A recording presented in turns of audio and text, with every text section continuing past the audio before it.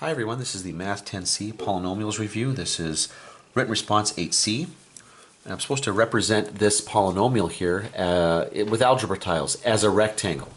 In other words, I'm factoring it with algebra tiles, but it's a little bit hard to do with a diagram when you can't move things around. So the easier thing to do here is to factor it and then illustrate the result as algebra tiles. So here I'm looking for two numbers whose product is negative 20x squared and whose sum is going to be negative x. Okay, and after a little bit of thought I know that that's going to be negative 5 and 4. So negative 5 and 4x.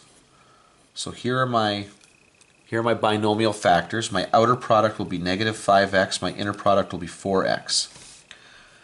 Now this one's actually fairly easy because to get x squared as my first product, these both have to be x. And if x times something is negative 5x, well, this something is negative 5. And here, x times something is 4x, this has to be positive 4. So that's this expression factored. And now we're just going to verify that that works. Okay, x plus 4 is going to look like this. There's my x. And then 1, 2, 3, 4. And then x minus 5 will look like this. There's x. But remember, I'm going to make them negative by simply shading those little squares in. So there's x minus 5. Now, we're going to find the area and just make sure that we actually can recover that initial diagram, and then we'll know we've done this correctly. So this is going to be x by x is x squared. This will be negative x because it's a positive times a negative. Same thing here and here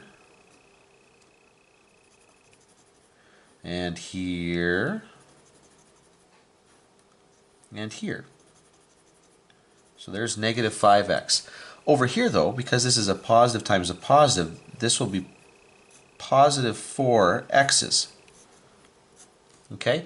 And so putting those together, I can see right away, I mean, this will cancel with this one, cancel, cancel, cancel, and I will be left with a single negative x there, and that's what I've got in that expression. Now here I've got 4 units, 5 units, but those are 5 are negative, so they're going to make every single product here negative. So I'm going to have a whole bunch of little unit tiles here, and they'll all be shaded in because they'll all be negative. And now it doesn't take long. I don't even have to count these out to know that there's going to be 20 of those there, because there was 5 along the top, 4 along the side for a total of 20. So negative 20. And so yeah, we have recovered that initial expression, so that's the correct way to write that.